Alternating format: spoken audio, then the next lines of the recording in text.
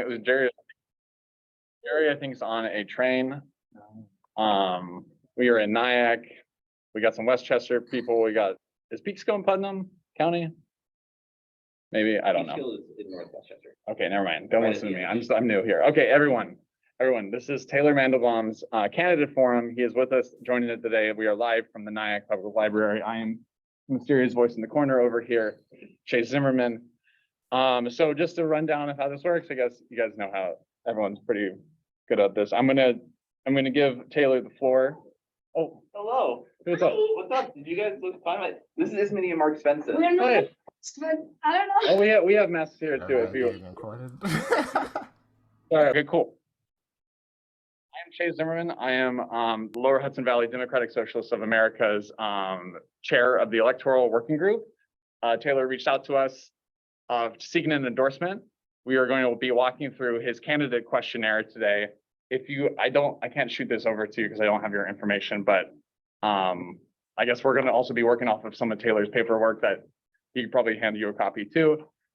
Or if you want to look it up, looks like it's, oh, got someone joining, betternyack.com has the platform information. Essentially the reason for the season, why we're here today, is our members, our dues paying members of the Lower Hudson Valley DSA will take in this questionnaire, and then we are going to vote to endorse or not endorse Taylor. Yeah. So yeah, that's why we're here today. We're just gonna look through the candidate questionnaire, and we're just gonna ask questions for the membership. And we have, how many people? We have 7 people on the call right now, or I guess 6, including myself. But cool. I guess people, and that means people are coming in. So I guess let's start. Like I said, 5-10 minutes. If you want to walk through what your platform is, what your vision, who you are. Yeah. Yeah, really, this is kind of open-ended. So we'll make it what it is. Cool. Would you mind if I grab my paper, because I am not able to memorize. It is just one of my worst faults, and I swear if I ever have to get on a pulpit, it's going to be an absolute disaster. So let me first introduce myself. So my name is Taylor Mandelbaum. He, him, his. I've been a dues-paying member of Lower Hudson Valley DSA for, I think, like 3 to 4 years now. I also have been involved with Suffolk DSA, tangentially with Nassau DSA back in 2017, 2018, 2019, just up to 2018.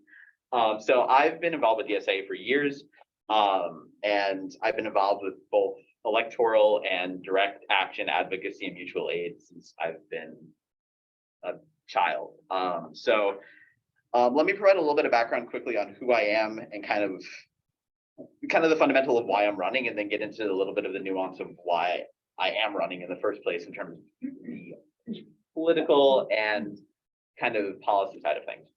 So I grew up actually moving around about 20 times. So I grew up working class, grew up fairly poor. When I was 6, my mom and dad divorced. My dad, when I was 13, passed away from alcoholism, cirrhosis of the liver. So, and I've had a host of kind of the side of life that isn't always the most beautiful. So I've had kind of the lived experience to be able to see for myself the impact of good government through things like public programs, public welfare, Medicaid, SNAP, all of that stuff.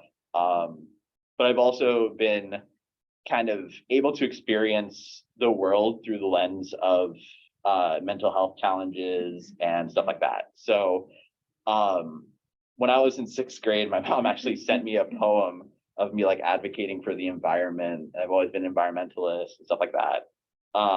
So my kind of source of who I am is somebody who grew up working class and kind of has that lens that I think is necessary both in being able to make the lives of people better, as well as actually like going into government with that concept and that kind of foundation that not everybody has. Having that lived experience is invaluable, I think. So in terms of what I've been doing, I got really involved in politics in the Sanders campaign in 2016 typical white guy getting into politics with Bernie. It's not really surprising. Prior to that, I actually worked in 2009, 2010, helping to establish an Amnesty International chapter at my high school. I actually was in Georgia at the time, and the Troy Davis trial, for those of you who are, which I'm assuming every single person here is against the death penalty, that was one of the big prolific cases that increased national attention on it. The individual who actually was the president of Amnesty International in my high school got to meet with him, and was able to kind of bring that back to us and kind of help us advocate in actually a fairly wealthy part of Georgia, which is Alpharetta.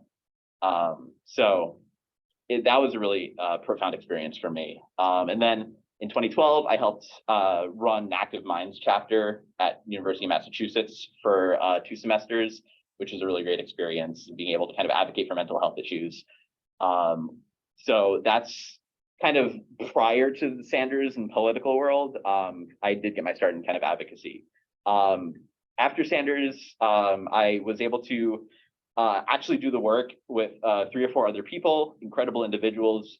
We managed to get the highest proportion of votes for any electoral district in New York State in Stony Brook University, and we got over 90% for Sanders. So we almost, actually, I think we had won Suffolk County as a result of our electoral district, which is partially a result of us going at 3 in the morning and hitting doors with door hangers every single dorm, which was great. So that was my initial start. And then after that, watching things kind of fall apart and all of that moved my political lens further and further left and kind of aligning more with my lived experience. So I helped a few local candidates in Long Island run with the concept of more working class values and thinking of kind of environment development and trying to help people in regards to affordability. That doesn't, I obviously have not solved that, nor has anybody in this state. But I moved to Westchester after I got my degree in atmospheric science, my master's in atmospheric science. I moved to White Plains, worked for the New York Power Authority. And currently now I am working for a clean tech startup. I actually have the hat in my bag. We do basically stuff where we monitor transmission lines to try to increase capacity so that renewable projects can come onto the grid more easily, which is great because it's not a greenwashing job. It's actually doing something to benefit the environment. So I'm also on the side, and this is kind of where I'm going to cut it off and start talking about Nyack, but I've done a lot of advocacy for the Build Public Renewables Act, the New York Health Act, and specifically in the Build Public Renewables Act. I think it's a huge bill that's going to bring a lot of benefit. And I'm not 100% of an expert in this field, but I do have a bit more knowledge than some other folks. So I'm really excited to see it come to fruition, and I'm hoping that we pass the budget hopefully in the next few years. We'll see what happens. I don't know at the straight with vocal. So I'm running for Nyack trustee because this village is wonderful. I've never been involved with a community that actually has such a handle on both its challenges as well as its community. I'm involved with a lot of groups here, kind of understanding the challenges of urban renewal back in the 50s and 60s and seeing the impacts to this day, up and down to Pew Ave, Nyack Plaza, stuff like that, that's impacted and basically created a pipeline back and forth from Spring Valley and Nyack for the Haitian and Black communities here. So that, on top of the fact that it's just purely unaffordable for people who either want to move into the village, as well as for people who want to continue living in the village and might not have had a family who had the fortune to own property in this tiny little tract of land. So ultimately, my race is, and the reason why I'm running is a lens on justice from an economic and a housing perspective. So what that means, and it's kind of one of the first few tenets on this giant platform that I have here, is we want to work with the community and we want to work with what's existing right now to find ways to ultimately decommodify portions of housing so that folks are able to live in Nyack and are able to start generating wealth if they historically haven't been able to. Be able to live here without being rent burdened, and not just being not rent burdened, but also living in dignity, safety, and comfort. I think that this is kind of one of these big tenets of social housing, and this is something I've been advocating for. In fact, I have an op-ed that is here that I submitted to Nyack News and Views, specifically advocating for like basically a land bank here in Nyack, and potentially in the county, especially with all the county legislature races that are happening, which I'm very close with Beth Davidson, very close with Jesse Malowitz. I'm very cordial, and I'm pretty close with Dana Stilley. I'm excited to kind of be able to utilize this momentum to be able to find solutions, not just kind of talk about it, but actually look for ways that we can start utilizing what we have in Nyack and the county to build a new era of housing and a new era of justice, for lack of a better term, in Nyack. That's kind of my main tenet, and that's kind of, I think, where I lean more towards from the DSA side of things. There's some other like less sexy things, like let's try to make the parking a little bit less chaotic for people, and let's look at ways that we can make things more accessible. Maybe we can have a kayaks bought by the village that are able to be accessed for free and lessons for free for low income and other people who want to live, maybe not even means tested, if that's possible. So yeah, there's a whole bunch of things that I'd love to do. But I hope that kind of gives you an idea that my candidacy is really focused in on this idea of justice in a village that is very expensive, especially for people who have lived here and deserve to continue living here if they so desire. Awesome. Hey, kayaks are sexy, so that's okay. I appreciate you saying that. Jeff, can you admit people, because I'm having a hard time seeing the screen? Yeah, I got it. And then also, I forgot to mention, we're doing progressive stack, and that means if we're in person, we want to talk, just raise your hand up. I'll make sure everyone can talk in order in the chat. Just throw stack up there, Jeff or I will see it. But yeah, that was so Taylor's intro. Thank you, Taylor. I guess let's open the floor for questions from membership. I can start one out if everyone wants to take a moment. So I'll be the first. I'll break it open. Cool. So what is your like relationship with Rockland County left-leaning organizations, and how will you work with them in your campaign? Yeah, so I am the corresponding secretary for the Orangetown Democratic Committee, which is probably the most left-leaning Democratic committee you're going to find east of the Mississippi, which is great. We do a lot of work. It's clearly, obviously, to elect Democrats, but as people probably have noticed or had seen, that doesn't pertain necessarily to the fact that I'm going to endorse every Democrat personally. I got doxxed by the former RCTC chair because I got into a spat with him about the previous candidate for Congress. So kind of on that end, I'm very I'm a strong progressive, and I try to kind of keep my use my tools where we can. We have excellent candidates who are going to make things better and really do a lot of harm reduction in the county. So I'm trying to kind of meet people where they are there.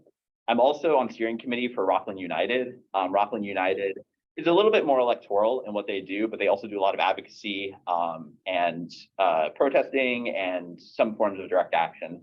The group's a little bit quiet right now. I think people are just exhausted from the past 4 years of constant everything, but I'm really happy to be on the steering committee there because they're very left-leaning in the sense of they understand a lot of the relations between kind of class dynamics, for lack of a better term, and they're able to kind of take that in stride. So, and actually do things about it, which is great. Apart from that, I don't have any specific things. I'm a member of the Nyack NAACP, and yeah, I think that's basically the biggest ones. I'm not directly in Proyecto Faro, but I've been privy to some of the stuff they do too. And the Working Family Party? Oh, Rockland? sorry. Yeah, I'm also a member of the Working Families Party. Been a dues paying member for a chunk of time now, and I'm also endorsed by them for this race. I'm also friends with the chair of the Rockland County, Meredith Wisner. She's amazing. So yeah. Cool. Okay, anyone? Stag is open, folks. I can talk about my cats all day too. That works. I love my cats. I see Jeff is on Stack online. Yes. Okay. So, I guess first question would be so in regards to I guess like you just mentioned how like you're not a fan of all Democrats. So I guess my question would be, what is your assessment of Hochul and how she has been in regards to like her governance in regards to New York State, and how how like how do you see her relationship in regards to like advocating for like tenants' rights? Yeah. So I'm gonna give a bit of a tale of two cities type thing here. So I actually was blown away at the fact that like her 800,000 housing compact thing like, was a thing in the first place. I think that is, and I'm going to try to frame this specifically in regards to Nyack, but I think that there's going to be a lot of opportunities with that part of her administration to be able to advocate for a little bit more non-traditional and new types of housing, especially in a suburb of New York City. And I think that that's going to be a difference maker so long as she can actually get things pushed through. There's also another program that her administration has passed in the law called the Complete Streets Program, where essentially what happens is if we have a program for any sort of transportation upgrade, whether it's a street, whether it's I think rail or something of the sort, that takes into account accessibility, every single level from biking to walking to cars, etc., and making it a complete street, the state will match, I think it's 87.5% of the funds for the municipality. So those two things were, as far as I'm aware, by her administration, and I think that those are functionally excellent things that we can tap into for Nyack. In terms of her actual governance, I am not so happy. Obviously, there's a lot of issues with what's going on with the budget now. She tried to push through BPRA Light, which was a completely stripped any sort of labor protection and labor advocacy, which is a core part of BPRA and why that we have SEIU support and other union support. So I thought that was kind of a affront to the labor movement, which I didn't agree with at all. And I think that she won because of labor against Jumaane Williams. When we don't have to go into the dynamics there, but like I thought that was insulting to a lot of unions. So when it comes to the budget, what's been happening, I mean, the whole idea with bail reform and whatnot, that she's trying to basically roll things back despite the science pretty much saying the opposite of what her and Republicans have been saying. I don't know. So basically, I have a very like, is it going to be sunny or is it going to be cloudy today in Hochul's administration? I don't know. And it usually tends to be cloudy. So I guess that's the best way I can describe it. But I hope that at least there's some context there specifically for Nyack that is valuable.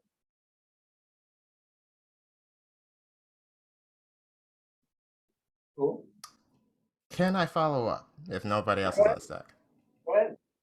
All right, great. Okay, so in regards to Hochul, I just put in the link for other people about the housing compact. I think maybe a lot of people don't know what that is. It's basically a proposal to like increase increased supply of housing in regards to the suburbs, which is like we should have like more housing, but like I think the issue is and what that piece says is that like I see Hochul as like very on the developer side, on the side of developers and not tenants, and especially this proposal has like no real strong tenant protections or actual like decommodification of housing. And you know, if you just build these things and then you know, you don't actually fix the actual, it doesn't have any actual like price controls, then it's not really going to be actually affordable. So I'm curious. I know like we're in the suburbs, and you know, um, I can't speak for the chapter, but I would say like we're definitely, DSA as a whole is like definitely for like social housing. How do you see that like this proposal helping people in Nyack in regards to affordability if it doesn't have that affordability element in it? Yeah, so one of the things I'm going to just be blunt about is I haven't read through the compact, so I don't know the specific details of it. That said, you probably are very aware of this whole YIMBY SHIMBY shouting match that's been going on for a few years at this point, where people are like, let's build everything and prices will come down, which I'm not in support of, because as we can see in New York City, when you have institutional investors who are building properties, they can just hold them basically at ransom. And even though you're building things, you don't actually get a reduction in rent. The supply demand curve doesn't exist because there's the supply is being artificially withheld, or it's being artificially forced high because they can last, they can hold off because they have the money to do that. What I think from my perspective is, if there's no tenant or any sort of protections, the biggest thing is, as long as there's nothing in the provisions that directly contradict what we can create in the village, what laws we can craft in the village, then it's less of a concern. And we could say, okay, well, even though the 800,000 housing compact doesn't have protections or allows, provides protections for folks who want to create a tenants union or anything in that realm, we can put that on the books ourselves, which is at least a little bit more of a boon than it would be otherwise. If that housing compact had said, you can make housing, but you can't do those, then I wouldn't be in support of it, essentially. And if it does say that, let me know, because then I will change my views immediately. So I hope that makes sense. But ultimately, whatever holes are in that law, ideally the county and the village can work to find ways to plug them up.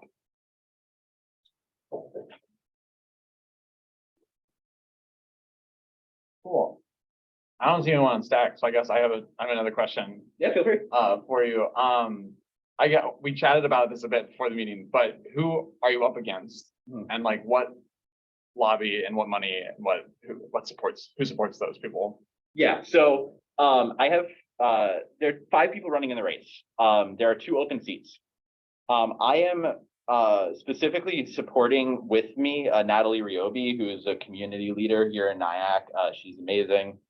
She does a lot of stuff helping kids, and she has a very interesting lens and a very profound lens on kind of the community and how we can make things better that a lot of folks don't have. So us 2, we're up against 3 other people: Marie Lorenzini, who is a current incumbent trustee, Roger Cohen, who is the chair of the Nyack Chamber of Commerce and has a bunch of other business related experience that I don't remember. And the third is Joe Carlin. Joe Carlin's actually kind of like a wild card candidate. He always runs, and he's got he actually some really cool ideas. He's very for affordable housing and stuff like that, but he doesn't tend to like get a lot of votes every time. So I met him actually in person at the board meeting this past Thursday, and he's got a few good ideas. He's just yeah, an interesting character, nice guy. Yeah, so I guess also on top of that, like, I don't intend for this race to become a negative mudslinging. Like, it's this local stuff is very different from state and even county races, especially in Nyack, because there's no Republicans here ever running. The Democratic primary is the election. Some people like to run writing campaigns and they get like 50 people, but it's not like an issue where if I win and Marie doesn't, there's going to be a Byron Brown type problem where she's going to win a write-in campaign. So when it comes to the lobbying, the only person that I would be concerned with in terms of actually having the ability to raise money, and this is me speculating, I do not actually have knowledge on this, so I don't want people to assume that this is a matter of fact. Roger seems to be a lot more business friendly than anybody else in the race. Not to say that we're antagonistic towards business, but like he's been kind of embedded in that community for a while. So I can see folks who are interested in developing, who are interested in kind of like business related ventures to be more in his camp. That said, he doesn't have any specific reasons why he's running. So I'm not sure necessarily if he's just doing this to fill a slate with Marie, because he's actually running with Marie as a slate technically. So yeah, that's kind of the makeup of the race that I'm aware of. Marie has been an incumbent. She's very popular. She actually, when I decided to run, she was still not sure if she was running or not. So in that context, I kind of made the decision, like, it's time for me to step up. We need more young people in the kind of halls of Nyack Village, the Village Hall. People not just who are young, I'm not Pete Buttigieg, but also people who are going to advocate for kind of important and material issues for people here in Nyack. And I see Jeremy, you're on stack. Yeah, can you give me some clarification on I was looking through the Better Nyack thing that you mentioned as we were starting. Can you give me some clarification on this stuff that's about quality of life and code enforcement? Yeah, can you just give me some clarification on what that means and who that is targeted towards? Yeah, so there's been a interesting issue here where we've got like a varying level of folks who are kind of dealing with both. I'm going to separate it into two things. There's like restaurants and businesses who are not doing the right things, and then there's some of our community members who have been struggling and have not had the resources they need. But I'm going to focus more on like the business side. Just going to briefly mention, like, we have some folks who are kind of homeless or unhoused, and people who have mental health challenges here in the village. Nyack, ironically, has an under-policing problem where we don't really talk with the Orangetown Police Department. This is also something I've kind of talked to a lot of the folks in the Black community about. Pascal Jean-Giles, who is a current trustee as well. And basically, we're trying to bring up a kind of this idea, and this is kind of like a tangent. I just want to kind of address this, where we're trying to figure out how we can get through, make sure that Orangetown is doing what they can with community policing without kind of jumping in and just being an opposing and harmful presence to the community. So that's one aspect of that, where the under policing has actually caused a negative effect where people in like the plaza and stuff, not just like business owners who are complaining that they saw somebody they didn't like in front of their house or in front of their business. So that's one part of that. The other part is there are some situations, for example, literally in Thursday, as right before the village board meeting started, one of the restaurants was pouring grease down a drain as we were like looking from the village hall down the street. So in a lot of cases, stuff like that, we're not getting any sort of, like, that shouldn't happen. That's an environmental problem. That's terrible. That's a DEC level problem. So that's part of it. So yeah, it's a little bit more on the business side of things, where we need to make sure that people are, if they're owning a business in Nyack, they're making sure that they're keeping up with the business and doing the right things. And also for landlords and other people in the village who might not be doing the right things in terms of maintaining their properties, to make sure those are enforced as well. We have a bunch of landlords in the village. A lot of the buildings here are multifamily, which means that someone is owning a home that people are renting in. So making sure on that end that we have the right staffing, and then we have clarification from the board handed down to those staff to be able to make sure that those folks are actually making sure that what they have owned and what they do own is properly maintained. There's probably a little bit more here too. This is something that I'm kind of new to because I'm not a code enforcer by trade. So yeah, definitely. But I'm willing to like, if you have any further questions that I'm not sure, I can always figure it out too, and I can reach out to you. In terms of like, yeah, I don't know the relationship between Nyack and Orangetown, like police department, but the under policing thing, it seems some of it would be like mental health services that are available, or is that working with nonprofits to have to get those services there? Or does the police have that service? I'm actually, I don't know. So I actually think the police do have a mental health task force. Ideally, I would not want it to. This Yeah. is the problem with policing, is that in this position, you have a choice. You can either just tell them to screw off, or you can actually try to work with them, because we don't have any other resources that can actively do what they do because of the budget that they have. Yeah. This is definitely something where they do have a few resources, especially in regards to mental health, that they can come here and they can have counselors. But we also have other nonprofits here, the Nyack Homeless Project, Helping Hands, and a few others, where we can actually bring them in, and also bring in church leaders, bring in other important folks in the community and community pillars to be able to kind of speak to this issue. And I would love to like have kind of like once, twice a year or quarterly forums where we bring people in and say, all right, what problems do we have and what can we do to resolve them?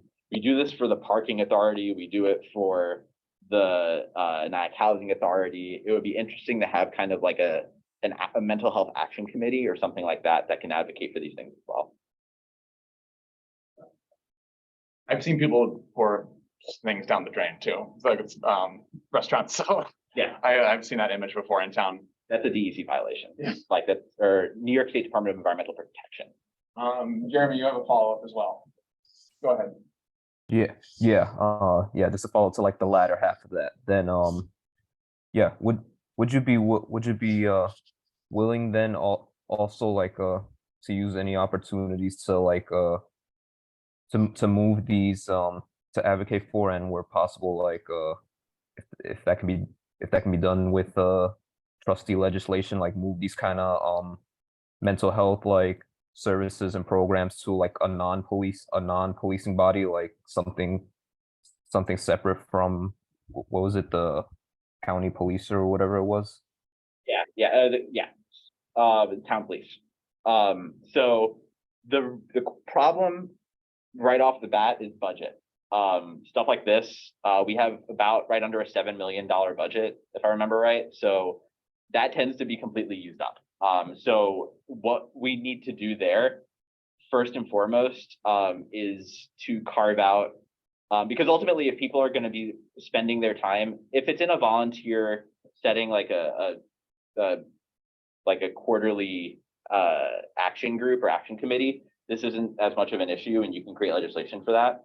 But if you want to actually have folks who are employed, because I wouldn't want people to be volunteering their labor without proper compensation, you would need to have the budget to be able to provide for them to be able to, if they're going to work here, they should also, it's our community. If this is an issue with policing too, is that if they, like, especially in the city where people live on Long Island, to go into the community, into the cities, and they're like, I don't really care about this community. I have nothing to do with it. So having people who can afford to live in Nyack while working for their people in our community is important to me personally. So the challenge there ultimately would be able to carve out space in the budget, which would, I mean, one of two things: either we lower or we cut something that exists, which is possible. I haven't gone through all the budgets, so there might be stupid things that we don't need. There might be things that are a little bit projected incorrectly. Or we find new sources of revenue. One of those is going to be marijuana. One of them is going to be dispensaries. And the other thing is going to be ideally re-legalizing and opting into consumption lounges so that we'll have new revenue. That could potentially be a source of it. I'm literally solutioning while we talk, so I apologize. But yeah, there's opportunities. We just got to find them. It seems like the now is like working with the nonprofits, and what is that relationship been like, I guess, for the trustees? It's been good. One thing that the trustees have, we could like talk about nuance, but every trustee in Nyack is deeply involved with the community. That's something that I've respected a lot about the folks who are currently on the board. Everybody, like the current mayor who's stepping down, Don Hammond, is I don't think there's a person in Nyack who lives here who doesn't know who he is. He does everything, and he does everything from a lens of the community and what we can do to make people in the community represented properly. When it comes to the nonprofits, some of the folks are on boards of the nonprofits, and some of them are heavily involved with various ones. So I think that I'm already standing on the shoulders of giants there, which is great. So I don't have to like start something from scratch. So we can potentially just bring them in fairly quickly and say, all right, what can we do to envision these solutions being resolved? Is it something that you see as a fiscal challenge, a personnel challenge, or neither of those, and we just have to stop sitting on our hands?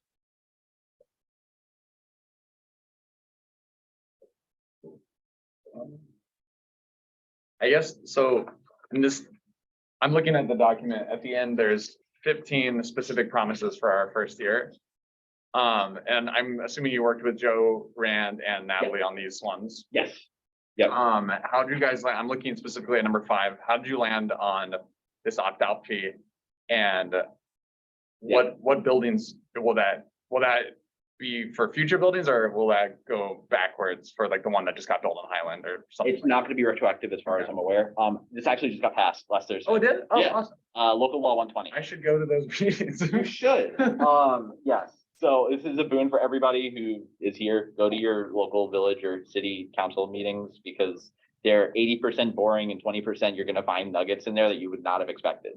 So anyways, yeah, what this is, different villages. So Tarrytown has an opt-out clause. I think there's different levels where, depending on the size of your property, how many units you're building, or no, if it was, sorry, no, the size of the unit itself. So if it's a studio, 1 bedroom, 2 bedroom, whatever it is, if it was slated to be an affordable housing unit, for example, I think like a 3 bedroom in Tarrytown was 190K or something like that. I think Yonkers also has a similar step-up program in the books. The challenge with that, so we kind of reference Yonkers and Tarrytown as far as I'm aware to craft this law. In the kind of to the contrary, we don't actually, like, it's not as expensive to live here, which is crazy to think considering it's still incredibly expensive to live here. So I think that it was kind of a Goldilocks zone between what's been going on in local towns and cities around here, while also trying to keep in mind that like we still need some development in Nyack, because we don't have a social housing developer yet. We have to have some amount of housing stock. So the village is really trying to craft this idea of like, if you want to opt out of this, you still can. It's still like, you know, we still want people to build housing, but we don't want to make it so untenable that you're just not going to develop at all. Is at least their perspective. Can I do a follow? I'm sorry, I feel like I'm speaking a lot. So was that made in Tarrytown before all those like apartments came up, or was there a reaction to that? That's a good question. I don't know. Okay. I am unfortunately not. 'Cause I'm thinking of like the 2 bedroom, $1.5 million thing on the. Oh, the ones on Hudson. the river. Yeah, those Yeah. are absolutely insane. My guess is if they're selling for that much, then they probably opted out of every single one, regardless of how much it costs. Yeah, that's what I'm thinking. No. Yeah. But okay, so that, let me lead on. Are there any other questions? I can't really see. Yeah, it's hard to see. Okay, Yeah, feel free to throw out stacks if you guys, because I mean, oh yeah, go ahead. Sorry. I think, you know, if you ask most people around Nyack, what's the biggest issue impacting residents here, I think 9 out of 10 people would say pretty confidently it's the issue of affordable housing. And as Taylor alluded to, people being sort of forced out of the communities that they've grown up in, their parents and their grandparents have grown up in. It's a tremendous issue here. You know, the amount of properties on the market, it's very slim. Prices are through the roof. And I was just wondering, you know, how, you know, if elected to the village board, can sort of combat the competing real estate interests. Because I know, you know, Joe Rand comes from, obviously, you know, his family has a gigantic real estate firm. Yep. That's a regional real estate firm. And, you know, they got Rand Realty offices everywhere, including here in Nyack. Yep. So my concern is, how do we combat those real estate pressures that are going to naturally come from, you know, his existing colleagues, his family's colleagues who are in the industry. And obviously, you know, as a realtor, you have a duty to your client. You want to, Yeah. get highest and best offers for every client you represent. You want to sell for the maximum. So for me, it seems, that there's a potential conflict looming, once elected, because he's coming from a family where this is what they do, maximize profits. So how do we make sure that some of these plans that are in place to protect people don't get sort of sidestepped if he's also elected along with, yourself and others? Yeah, Like, what's the check on the balance, the checks and balances there? yeah, I was waiting for the Rand question. So I'm gonna break this down into two things. First off, Rand and kind of my relationship to him, because I'm obscenely transparent about things, and also like what we've discussed, and also what my views are and stuff like that. So first off, for everybody who's not aware, I'm running on a slate with Joe Rand and Natalie Riobi. So Joe is running for mayor. He's actually running unopposed right now. There's probably gonna be like a write-in candidacy, but it's not gonna happen. Like he's gonna become the mayor. So with that said, Joe is the Chief Innovation Officer of Howard Hanna Rand Realty. So he's stepped a little bit further away from that position and role over the past few months and years, as he has said. He's very wealthy, to be kind of blunt. Like his house is massive. It's really crazy. I walked over to drop off petitions. I'm like, holy shit. Like, that's nice. So like, he's definitely like, he's got money. And like, there was a joke. Someone had posted stickers around the village of like Joe Rand, Nyack oligarch or something like that. And like, when I came into this whole race, well, actually before, when I moved into Nyack, like I'd heard of this guy and I'm like, oh shit, a developer, like great, we have to fight with this guy now. So after getting to know him a few times and listening to his positions, this actually really started when I started advocating for the opt-in for marijuana when the laws got passed. And he was one of the most vocal and progressive people, the most progressive person on the board, supporting both the dispensaries and the consumption lounges. And so I was like, okay, like, so I talked with a few folks around the community that I'm close with who are also kind of very left-leaning, and they were like, huh, that's interesting. Like, it's kind of surprising that Joe would do this. And then I started talking to Joe, and I'm like, you are kind of further left than you like to give yourself credit for. So when I was deciding to run, I sat down with him for a good like 2 or 3 hours at one of the diners here in Nyack, and I told him like my social housing position and how I'm a socialist. I told him I'm a straight up socialist, and if you want to run with me, these are my values. And if you disagree with those things, you're going to have a very difficult time with someone in your slate who is fighting you all the time.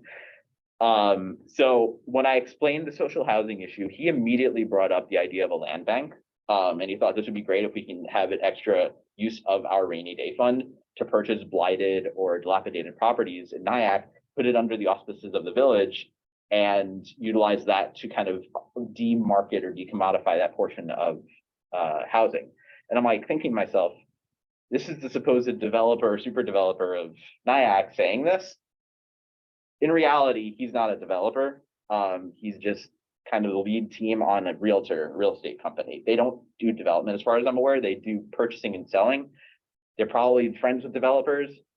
But on top of that, every single vote that has to do with anything tangentially related to his company and his mom's company, he's recused himself on. So, and I looked through the votes, I'm like, okay, like the past few votes, he's been like, I'm not voting on this, regardless of my opinion. So he's taken a good ethical stance to it. So I do think that, having a family and living a life of being in real estate, there's probably some biases that we're going to disagree on that he has. I think I'm much more leaning towards the decommodification side than he is ultimately, but I do think that he's supportive of all of these issues. He's supporting ETPA. I think he supports good cause. So the idea that he's kind of this like super evil developer who's going to be like working against the tenants in the, working class of Nyack, I don't think is like as founded as people like to say it is.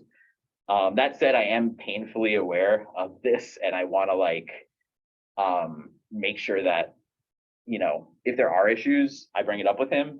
And I will stand firm, regardless of his views or not, on what I value.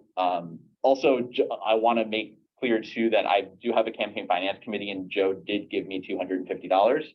So I just want, again, you can see that on the state thing we're going to file, but I have a whole actual campaign finance committee, not just like I'm going to make less than $1,000 fundraising, so I don't need to.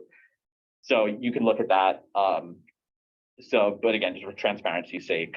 But yeah, ultimately, when it comes to Joe, I think that even though he comes from that kind of perspective, his heart's in the right place, and he has a few more lefty views than people like to give him credit for.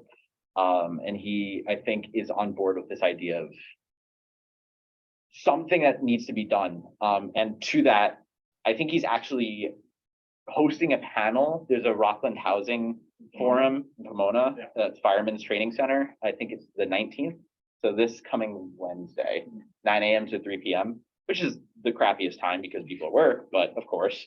I think he's hosting a panel there actually on some of these issues. So ultimately on that front, I want to make sure that that's clear that, you know, I am running with Joe, but I think that he's in a good position. Is there anything else about that I might have missed in question? I mean, Jerry, you're on stack. Do you have a follow-up with that? Sure. Yes, yes and a half. I think the land bank idea is a good one. I know in Miami when we were doing tenant unionization, we worked closely with an organization called Smash, which worked very hard to try to establish community land trusts to at least get property removed from landlord ownership. But one of the tensions we ran into, and it's not anyone's fault, it's just the reality of trying to do good in the current model of society, is it was basically trying to recreate a just society on a shoestring budget and always running up against the powers that be, i.e. the developers. So I understand you were saying in the beginning that you're not expecting any mudslinging from any other candidates. But if you're going to advance the type of legislation and vision that you're talking about here, I guess what is your strategy in responding to attacks from developers in Nyack? They kind of, that what is the thing on 9W now that's going for 4,000 a month or something like that? I mean, they really do run the city.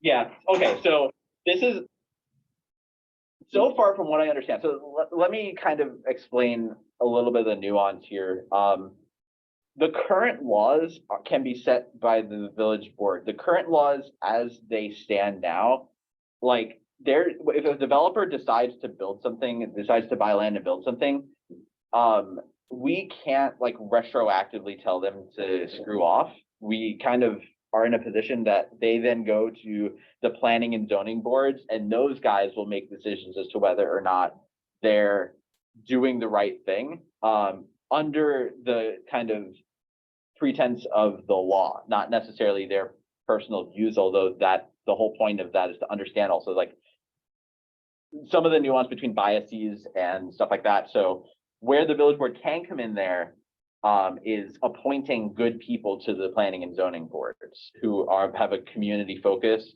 because some folks might have more of a business focus and more of a developer focus. We're going onto those boards. So there's a little bit of give and take there, but ultimately when those things are already being set up, it is illegal for the village board to talk with the zoning board on issues pertaining to pending board decisions. That's actually pretty significantly illegal. So ultimately there, I say ultimately a lot, it's been my new anxiety word, so I apologize. Yeah, so what I understand about the board right now, I think that it's not necessarily a problem of competing ideologies as much as an understanding of what can and can't be done and kind of complacency. There's a lot happening in the board at all times. 2 or 3 meetings ago, people were yelling about the Little League field at the down in Memorial Park, and it was very, very heated, and it was emotionally taxing to be able to sit into a workshop And at that point, that's before the actual meeting even started. So like, there's a lot of issues that take up a lot of air in the room. So I think that a lot of the board members sometimes things just fall by the wayside because these other issues crop up. So I don't think that necessarily I'm going to have an issue like fighting any of the village board members. In fact, if everything works out as intended and I win, and the board will be Pascal Jean Giles, it will be me, Natalie Riobi, and Donna Lightfoot Cooper, and everybody there. It's going to be a majority Black board, which is amazing, especially given Nyack's history. It's going to be 2 white guys, me and Joe. So like it will have, I think, a really good opportunity. And I actually had spoken with one of the Nyack Housing Authority board members about my views, and they're very supportive too. So I really think it's a willpower issue. And I really think it's like do you have the time to do this and kind of advocate and make something put on the books? So I don't think it's going to be something where I'm going to have to Robert LaFollette train time, like go to their state and start yelling at their constituents, say, this guy hasn't done anything. By the way, if you don't know who Robert LaFollette is, read Unreasonable Men. Great book, and it basically trashes Teddy Roosevelt and how Robert was the actual progressive in the time. Anyway, Quick time check. We got 4 minutes till 3. If we Okay. run over a little bit over, is that okay with you? Yeah. Okay. Jeremy, you're on stack, but I wanted to double check. Do you have a direct response to this, or do you have Just a quick question. yeah, sure, go ahead. So I was, when it comes to like code enforcement with homes, residential homes, is it the village or the town who, goes around and does citations of some, yards or houses sort of in a dilapidated condition, or there's issues where, peeling paint, stuff of that nature? Who is responsible for going around and, issuing citations or fines? Is it the village or the town? yeah, so the building manager here in the village has authority to issue citations, as far as I'm aware, and it then goes under the auspices of the village justice, if I remember correctly. One of the things I was wondering, and maybe you would have better insight, if it's even a possibility. I know, from a number of people who they've, had situations where they've sort of been cited multiple times, and because they don't have the means, they wind up just giving the property to a realtor because they can't really keep up with it. Meanwhile, for probably, the average person, these are not really fines of, that are overly burdensome, but for certain people, they are burdensome to the point where, they can't deal with it. And I was wondering, is it a possibility where the village maybe creates a fund where there's a sort of a need based on need? Yeah. Individuals who've accumulated these citations can sort of have those fees waived, or Yeah. sort of give people a way to stay in their home and try to make improvements without these fees accumulating and building up to the point where they say, you know what, I just have to get out of here because I can't deal with it anymore. Yeah. Is there a possibility, or is that is there funding for that at the village level? Yeah, so the challenge there would be finding the funds. So there could be 2 sources for that. Again, finding holes in the budget that we can pull things through, or finding grants and other sources from the county, state, or federal level. So this is an issue, and again, it goes back to the idea of like being conscientious and empathetic and in solidarity with the working class. Not everybody can fix their house because they're barely able to afford living there in the first place. So I would potentially, one of the things I would think that could be a solution here is Seattle actually passed a bill, I-135, House Our Neighbors, where they were establishing a social housing manager or something like that, a social housing developer, essentially. So they create a whole entity that can do whatever essentially the hell they want in regards to it, because it's a nonprofit. So one thing that might be able to be done, and this is, I think, would be a little bit more tenable at the county level, though we do have the Nyack Housing Authority, and there's things that we can do legally there, to basically find the funds to be able to say, like, we're going to do a revitalization initiative where if you are struggling, you've had previous citations in the past, you can apply for this program and we can potentially fund it.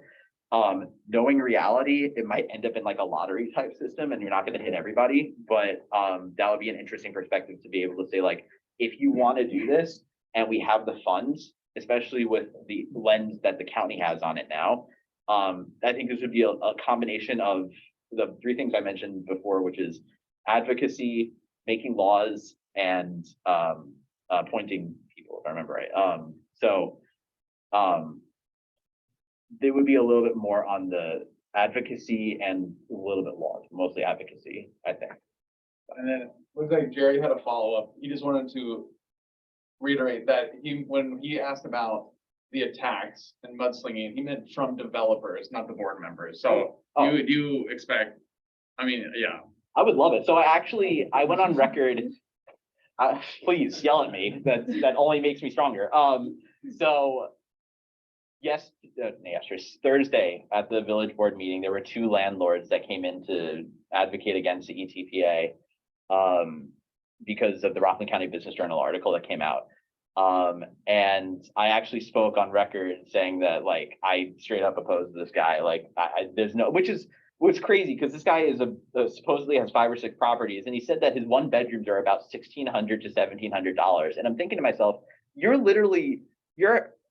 bedrooms are cheaper than the affordable housing price, which is about $1,800 for a 1 bedroom. And I'm like, why are you here? Like, you're good. Like, you're not your landlord, but like, you're not. I don't know. It was crazy. But anyways, he was like saying like, oh, this is a capitalistic society and people have to work and I'm like, this is crazy. It just goes to show you how things are not always black and white. But I did make a commentary while 2 landlords, one of them literally owns a 16-unit property or 16 unit or 16 floor, I don't know, in New York City, saying like, oh, there's going to be unintended consequences if you pass ETPA. While I had like tenants next to me who I'm friends with who are like laughing while they're talking. I kind of a little bit, but yeah, I'm not worried about mudslinging from developers. I'm just going to stay on message regarding this because I feel like there are a lot more tenants who need help than there are landlords who want to see market rate apartments that are not characteristic of Nyack be built. So I hope that answers the question. I mean, I remember when I first moved here during the Biaggi campaign, they had like a defund the police van going through there and it was paid for by a real estate lobby and nothing to do with our Hudson pack. Yep, that one. And Jeremy, you are up. And then I think let's close out with this one. Yeah. So Jeremy, go ahead. All right. So from the candidate questionnaire, here's on a question I think a little later on says, how will you use your office to challenge the wealthy and privileged? I don't seek to challenge the wealthy and privileged, but by the policies I want to bring forward, my focus and emphasis will be on raising up the working class, not bringing down the wealthy. Can you elaborate on that?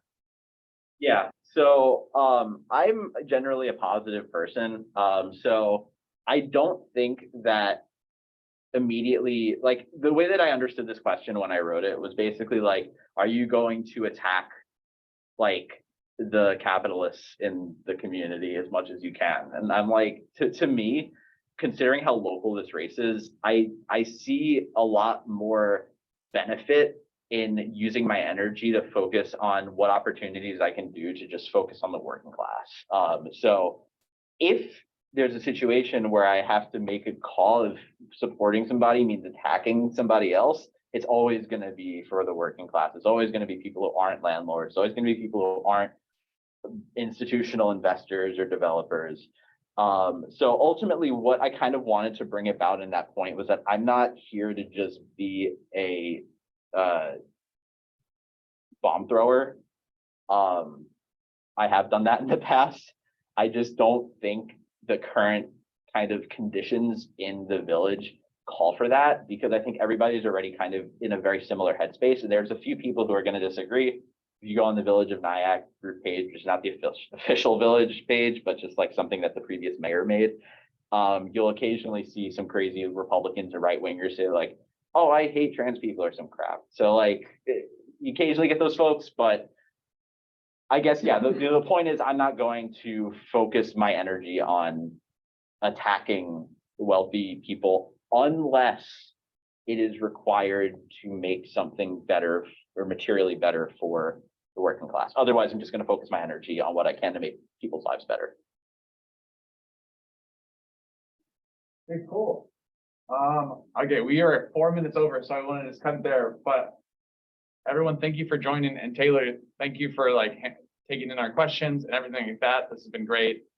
So let me stop recording before I forget.